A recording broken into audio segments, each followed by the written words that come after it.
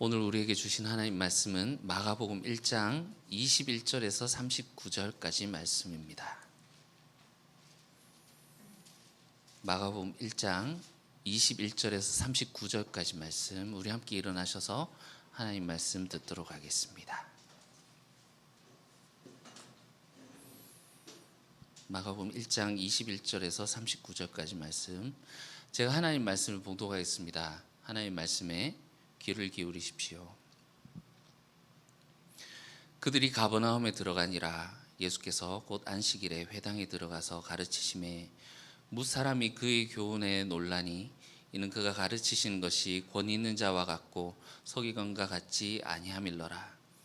마침 그들이 회당에 더러운 귀신 들린 사람이 있어 소리질러 이르되 나사렛 예수여, 우리가 당신과 무슨 상관이 있나이까? 우리를 멸하러 왔나이까? 나는 당신이 누구인 줄 아노니 하나님의 거룩한 자니이다.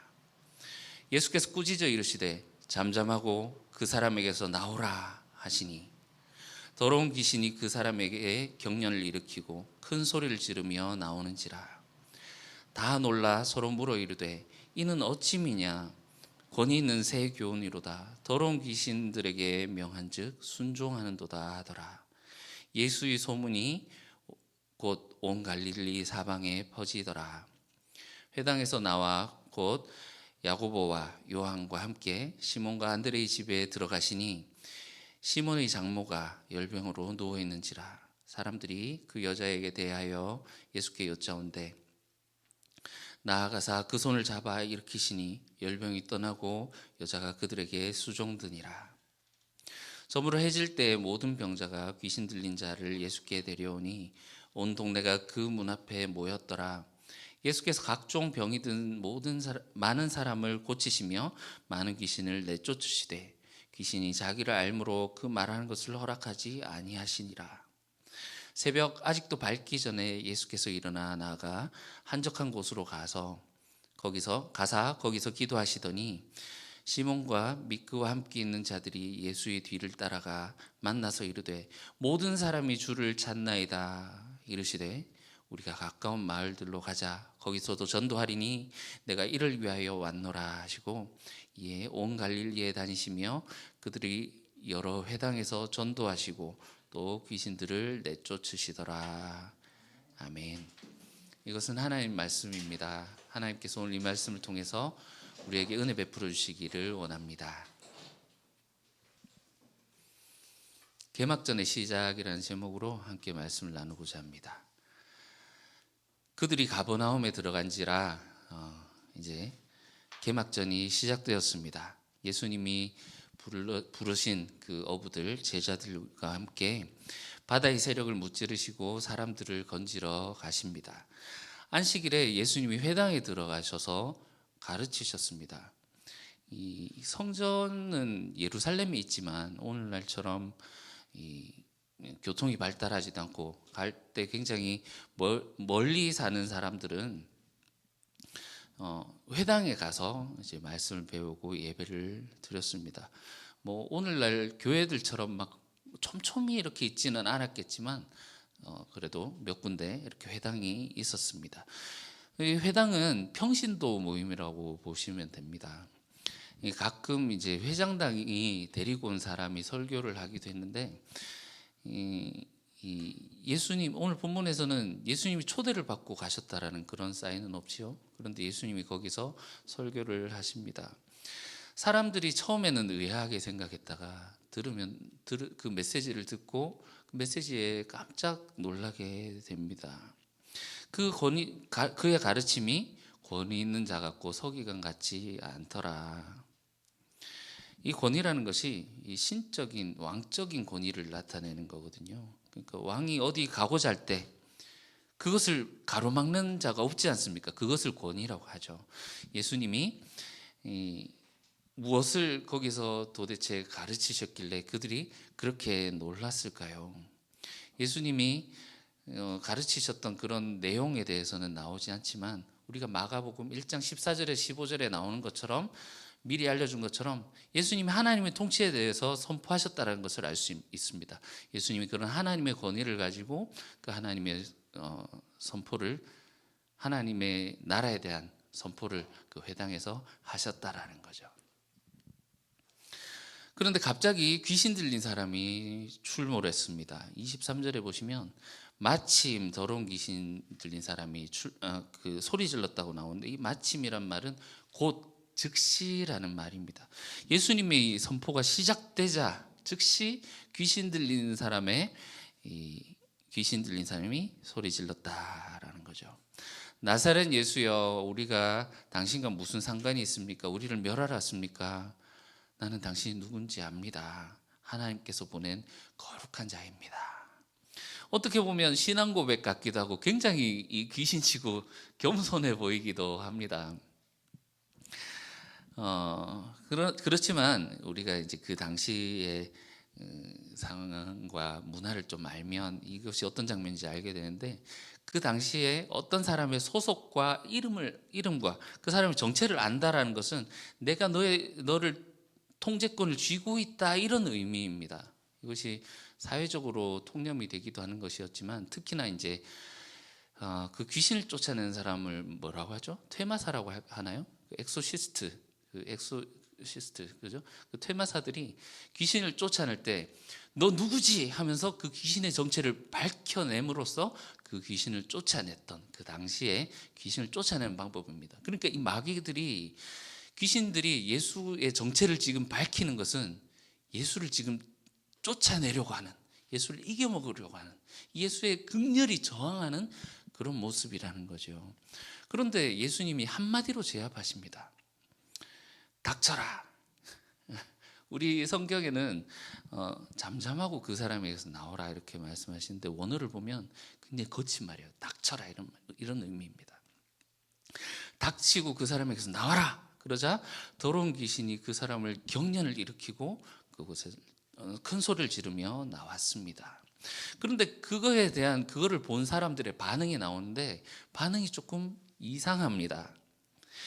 이게 무슨 일이고 하면서 이 권위 있는 새 교훈이로다. 더러운 귀신이 에게 명한즉 순종한도다, 이렇게 얘기를 합니다.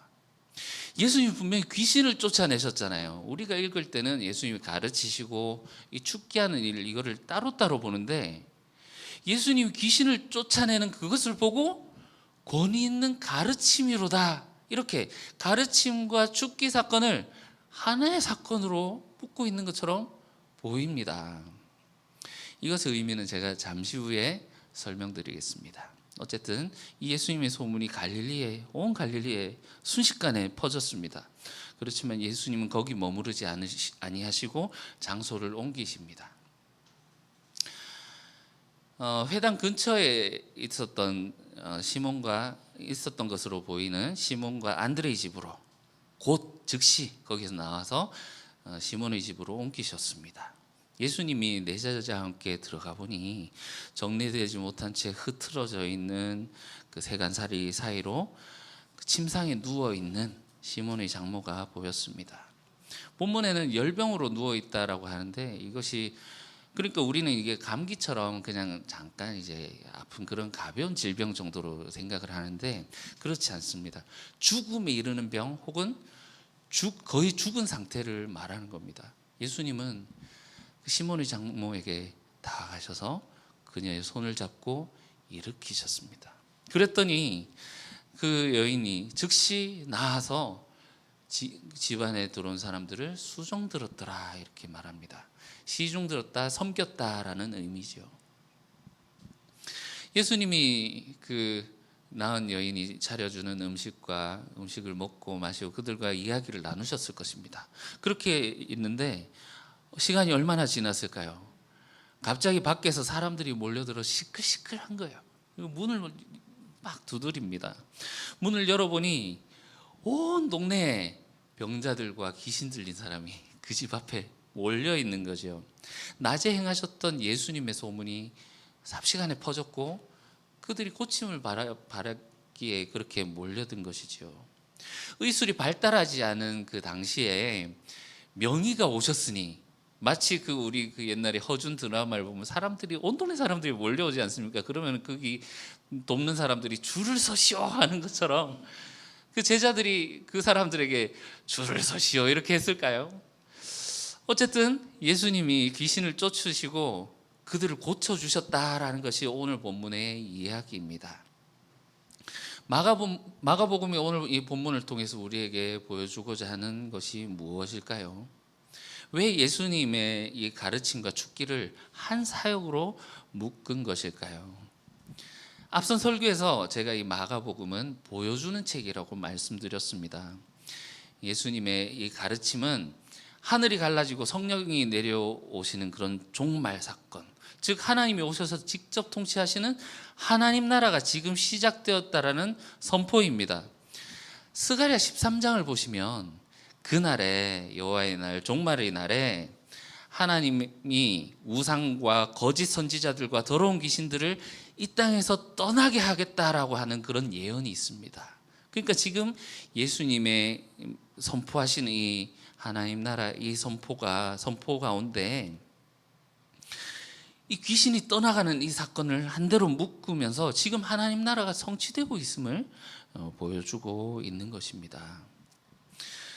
병고침도 마찬가지입니다. 마가의 이야기를 따라가다 보면 이 질병도 심지어 죽음까지도 이 마귀의 지배와 연관되어 있음을 볼 수 있습니다. 예수님은 지금 어부가 되셔서 그 부른 제자들과 함께 그 무리를 어부단이라고 할까요? 이 바다의 세력을 멸하시고 거기에 있는 사람들을 지금 구출해내고 계시는 것입니다. 본문 안에 그것에 대한 힌트들이 가득합니다. 귀신이 예수님의 정체를 폭로할 때 무엇이라고 말했습니까? 하나님의 거룩한 자입니다. 이렇게 말했죠. 거룩이란 말, 우리가 거룩한 성전에서 거룩한 찬양 드리고 이렇게 많이 사용하는데 거룩이 무엇인가 가만히 생각해 보면 참 정의하기 어려울 때가 종종 있습니다. 이 거룩이란 말은 더럽혀진 영역에서 분리해내는 것을 의미합니다. 즉 예수님은 하나님의 거룩한 자로서 더러운 영과 사람을 분리하는 작업을 지금 하고 계시는 거예요. 여러분이 이 축기 장면을 자세히 읽어보시면 사람의 말이 하나도 나오지 않습니다. 23절에 소리를 지른 것이 귀신에 들린 사람이라고 나오는데 24절에 보면 그의 입에서 나오는 말이 우리가 당신과 무슨 상관이 있나이까? 우리라고 정체가 드러나게 되죠. 거기 귀신 들린 사람은 귀신에게 씌어서 지금 통제를 당하고 있는 상황입니다. 인격이 귀신에게 덮어 씌어져 버린 것입니다. 예수님이 꾸짖어서 닥쳐라, 그에게서 나오라 말씀하시자 26절에 보시면 더러운 귀신이 그 사람에게서 분리되어서 떠나가게 됩니다. 여기서 예수님이 꾸짖었다라고 나오는데 이 꾸짖는다라는 단어는 묵시적인 전쟁 언어입니다. 묵시적인 세계관으로 보면 세상의 마지막에는 그 처음 세상이 회복되게 해야 됩니다. 여러분 요한계시록 묵시록이죠. 요한 묵시록에 보시면 새하늘 새 땅이 나오지 않습니까? 그 새하늘 새 땅은 창세기에서 창조하셨던 그 하나님이 창조하셨던 그 하늘과 땅이 회복되는 것을 말하는 것이거든요. 그 창조세계의 회복을 말하는 것입니다.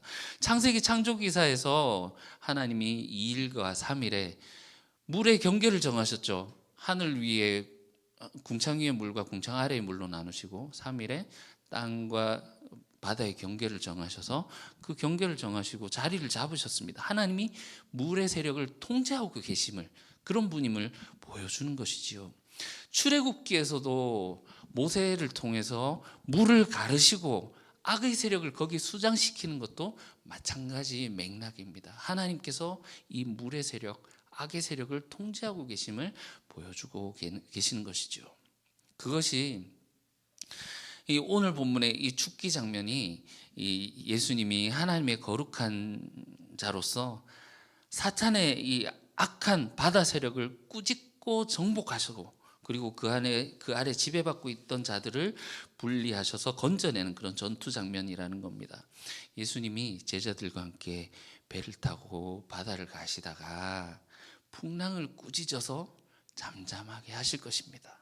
그러하기에 하나님 통치에 대한 선포, 이 가르침과 이 죽기 사건은 한 묶음일 수밖에 없는 것이지요. 예전에 제가 검은 사제들이라는 영화를 봤습니다. 여러분 혹시 보신 분 계신가요?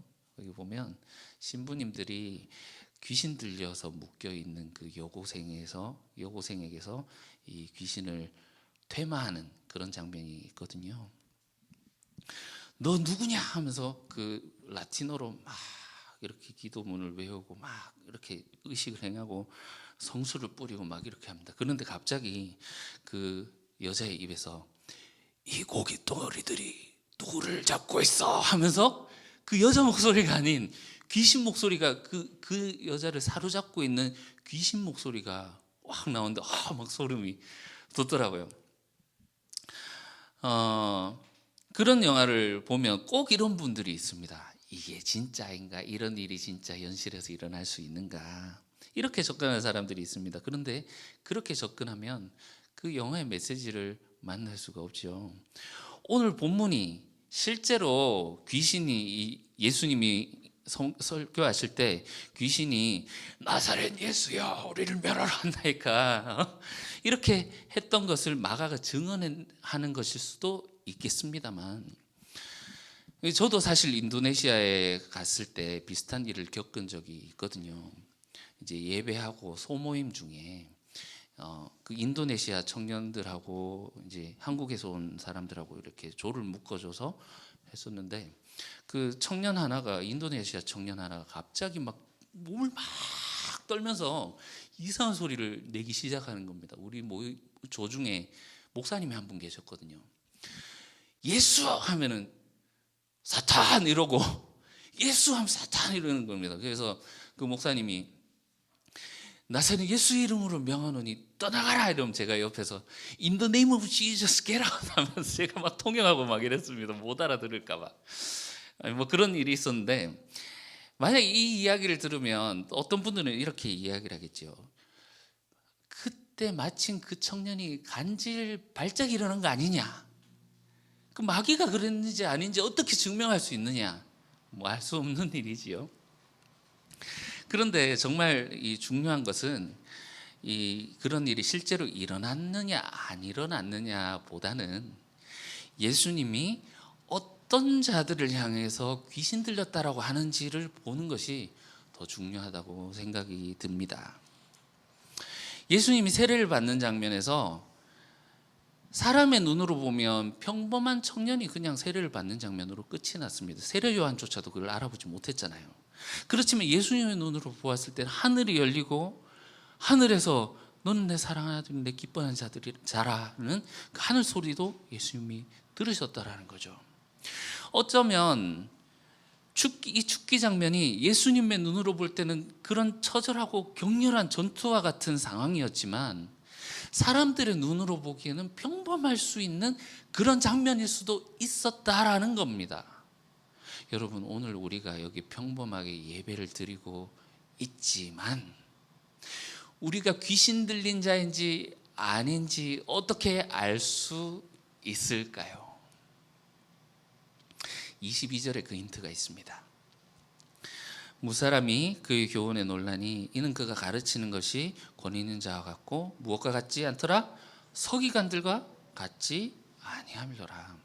여러분, 오늘날 서기관 하면 법정에서 이 속기사 같이 그 막 이렇게 받아치는, 이때는 적었겠죠. 받아 쓰는 사람들을 서기관이라고 생각하기 쉽지만 당시에 문맹률이 굉장히 높았습니다. 그러니까 책도 없었을 뿐더러 글 읽을 수 있는 사람이 얼마 없었어요. 그러니까 이 글을 쓴다는 서기관은 정말 그 학자 중에 학자고 성경을 쓰고 그것을 해석해서 가르쳐준 성경 교사였습니다. 그들이 가르쳐주는 이 성경의 해석을 듣고 사람들이 하나님이 뜻이 이런 거구나 하고 이제 배웠던 것이지요. 이런 서기관들의 가르침에 대한 예수님의 평가가 7장에 나옵니다. 너희는 하나님의 뜻, 하나님의 계명에는 관심이 없고 사람의 계명, 장로의 전통을 지키고 있구나.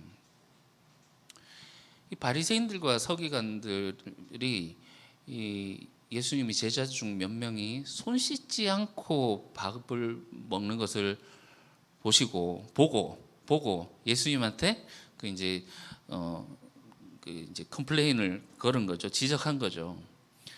그러나 예수님은 사람의 입으로 들어가는 것이 사람을 더럽게 하는 것이 아니라 오히려 나오는 것이 더러운 것이다라고 이렇게 하시면서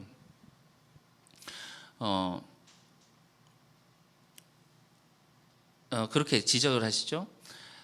그들 마음에 더러운 생각들, 탐심과 음욕과 살인과 교만, 질투 이런 것들이 가득하면서 종교 행위, 장로의 전통, 먹을 때 손 씻고 손을 꼭 씻어야 되고 부정한 것을 건드리지 않아야 되는데 부지 중에 닿았을 수도 있기 때문에 밥 먹기 전에 반드시 손을 씻어야 하고 부정한 것을 건드리지 않으려고 하는 그런 정결례, 안식일 날 일하지 않아야 된다라는 그런 안식일 지킴, 이런 그 장로의 전통, 종교 행위, 사람의 계명을 행하면서 마음에 그 더러운 것들이 가득한 채로 이런 것들만 행하면서 자기들은 거룩한 사람이네 하면서 있는 그들의 외식을 예수님이 지적하신 거죠.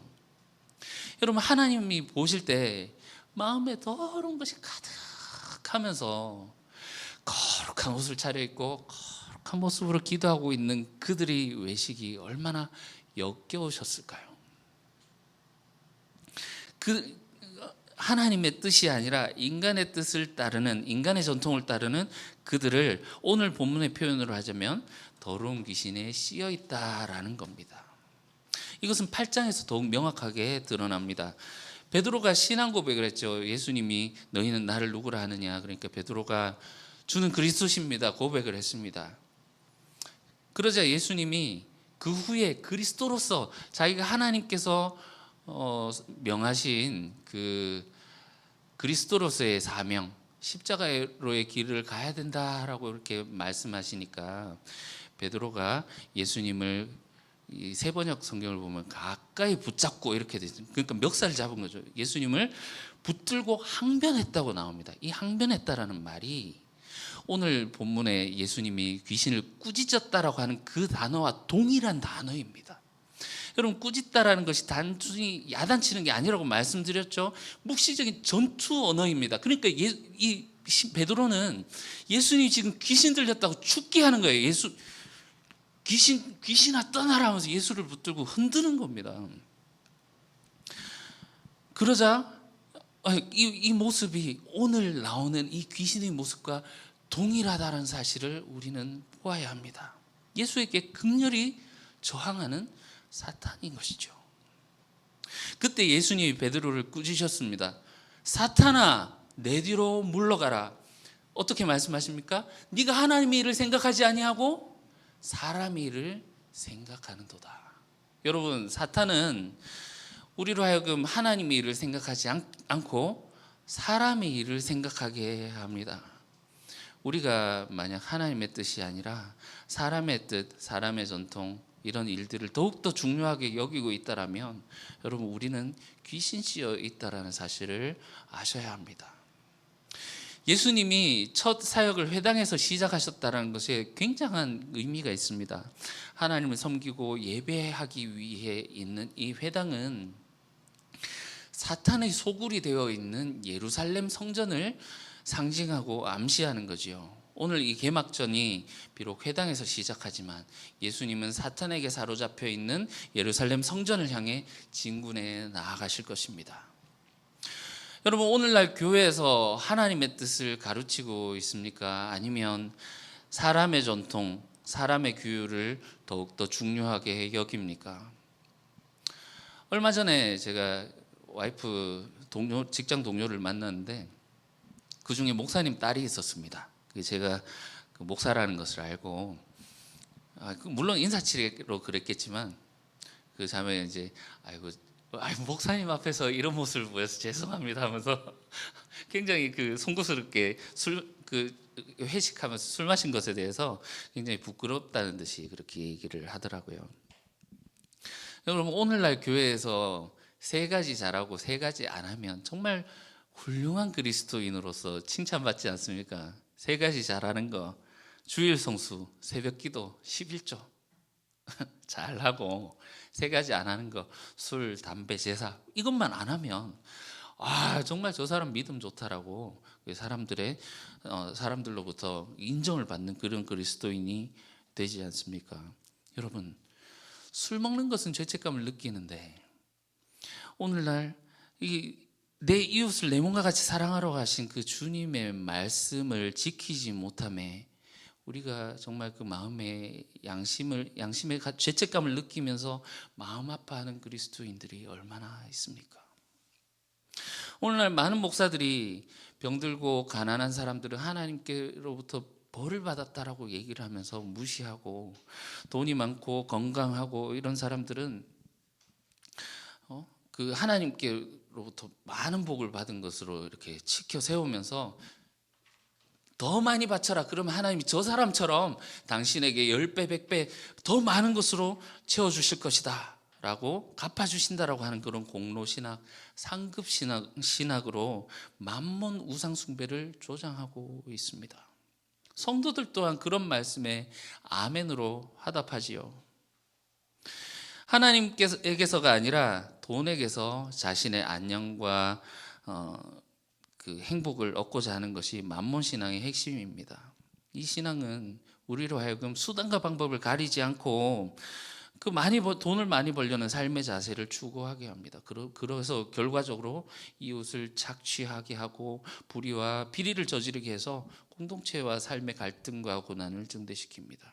그러니 만몬신앙은 사탄의 통치를 따른 것입니다. 사탄이 우리에게 만몬을 믿기를 해서 자기의 뜻대로 사람들을 조종하고 있는 것이죠. 오늘날 한국교회도 이 만몬이즘이 얼마나 많이 들어와 있는지 모릅니다. 한국교회가 귀신 들려 있는 모습이라는 것이죠. 32절에 사람들이 저물어 해질녘에 예수님을 찾아갔다고 했는데 이유가 무엇입니까? 안식일을 지키기 위해서입니다. 당시 유대인들은 이 저녁에 해가 질 때 하루가 끝이 나고 시작된다라고 생각을 했거든요. 예수님에 대한 소문을 들었음에도 서기관들의 가르침에 따라서 안식일이 끝나기만을 기다리고 있었던 겁니다. 드디어 해가 지니까 아이고 이제 가자 하면서 안식일이 끝나자마자 몰려든 것이지요. 예수님은 거짓 선지자들의 누룩에 오염되어 있는 그들을 고치고 치유하십니다. 여러분, 사탄이 언제 출현합니까? 예수님이 하나님의 나라를 선포하시고 그리고 사람들이 그 복음을 듣자마자 즉시 갑자기 나타납니다. 예수님이 선포하신 하나님의 나라, 하나님의 통치는 지금 통치하러 하고 있는 그들을 멸하러 오신 것이기에 그들이 하나님의 나라의 이 복음에 그렇게 격렬하게 저항하는 것이지요. 예수님이 거라사에 가셨을 때 어디서 갑자기 왔는지 모를 그 거라사 광인 군대 귀신이 등장했고, 예수님이 하나님의 뜻에 대해서 말하자 갑자기 이 베드로를 통해 사탄이 나타났습니다. 마가복음 안에서 예수님이 사탄에게 시험 받을 때 들짐승과 함께 있는 그런 모호한 상황에 대해서 우리가 보았지 않습니까? 이것이 예수님이 하나님 나라의 하나님 나라의 복음을 선포하시는 것이 이 사탄의 세력을 물리치는 것이기에 그 복음이 선포될 때 즉각적으로 나타나서 예수님의 전 사역을 거쳐서 지속적으로 나타나서 방해하고 유혹하는 그런 모습을 암시하고 있는 것입니다. 예수님이 이 하나님 나라 비유를 드시면서 씨 뿌리는 비유를 말씀하시지 않습니까? 그 씨는 하나님 말씀인데 이게 돌밭에 떨어졌을 때 사탄이 와서 그것을 바로 물어간다라고 하는 것이 하나님의 말씀을 증거할 때 사탄이 즉시 나타나서 그것을 방해하는 그 모습을 말씀하시는 바로 그 말씀입니다. 예수님이 가버나움에서 모든 사역을 마치시고 이제 새벽에 한적한 곳으로 가서 기도하십니다. 예수님이 이 기도하신다라는 것이 마가복음에 3번 나오거든요. 오늘 본문에 나오고, 그리고 오병이어 사건 이후에 나오고, 마지막에 십자가를 지시기 전에 겟세마네에서 기도하시는 그 3번이 나옵니다. 예수님이 기도하신다라는 것은 큰 시험, 이런 큰 사탄의 유혹을 앞에 두고 계시다라는 사인입니다. 예수님이 기도할 때 시몬이 예수님의 뒤를 따라왔습니다. 여기 따라왔다라는 말의 원어를 보시면 그 주님을 따르다 할 때 그런 따름이 아니라 군대가 적군을 추격할 때 사용하는 그 말입니다. 추격했다는 말입니다. 여러분 이 베드로가 추노하듯이 예수 잡아라 하면서 이렇게 예수님을 찾아서 수색대가 그 적군을 찾듯이 그렇게 사사치 뒤졌다라는 말입니다. 저녁에 몰려든 사람들을 그 치유하신 그 사역이 언제까지 이루어졌을까요? 아마 굉장히 늦게까지 하지 않으셨을까요? 예수님뿐만 아니라 제자들도 굉장히 피곤했을 것입니다. 그러니까 골아 떨어져 잤겠죠. 그런데 눈 떠보니까 예수님이 야반도주 하신 거예요. 없는 거예요. 예수님이 어디 계신가? 도대체 이분이 어디 가셨는가? 사람들도 막 예수님을 찾아도 간만에 명의가 오셨는데 이분을 잡아야지 어디 가셨는가 하면서 시몬을 깨워서 막 예수님 어디 가셨는지 막 그렇게 종용했을 것입니다. 그러니까 이 군대가 수색하듯이 예수의 흔적을 찾아서 막 발자국도 보고 막 풀이 넘어져 있는지 보면서 예수님을 찾아 산에서 기도하신 그 예수님을 결국 발견했습니다. 예수님 여기 계셨습니까? 모든 사람이 주님 찾고 있습니다 하면서 이렇게 말하지 않았을까요? 지금 시몬이 귀신 들려 있는 것이 보이십니까? 물론 모든 사람이 주를 찾는다라는 것은 이 사탄의 지배로부터 구출을 요청하는 이런 장면이라고도 볼 수 있겠습니다. 그렇지만 예수님이 귀신을 내어 쫓는 모습, 그리고 이제 병자들을 고치는 그런 모습을 보면서, 그리고 그것에 열광하는 사람들을 보면서 여기 치유센터 차리면 대박 나겠다 이런 생각을 하지 않았을까요? 즉 자신의 이익과 자기 확장, 욕망의 성취를 위해서 예수를 추격한 것이지요. 모든 사람이 주를 찾나이다 이 말에서 하나님의 뜻을 따라 움직이는 것이 아니라 모든 사람의 뜻에 움직이고 있는 이 시몬을 볼 수가 있습니다. 여기서 예수님이 기도하신 것도 아마 같은 맥락일 것입니다. 사람들이 환호와 인정해서 사역하시면 예수님의 사역이 얼마나 편하고 행복해지겠습니까? 얼마나 성공적으로 할 수 있겠습니까? 그러나 그런 사람들의 환호와 그런 사람들의 지지는 예수님에게 시험이었던 것이지요. 예수님이 회당에서 그런 축기를 행하시고 가르치고 사람들이 놀랍게 여기고 막 그렇게 소문이 삽시간에 퍼져나갈 때 거기에 그 사람들의 환호 속에 머무르지 아니하시고 즉시 옮겨가신 것은 하나님의 뜻을 따라 가신 것이지요. 이 38절에 39절 보시면 시몬이 그렇게 말하자 예수님 말씀하십니다. 우리가 다른 가까운 마을로 가자.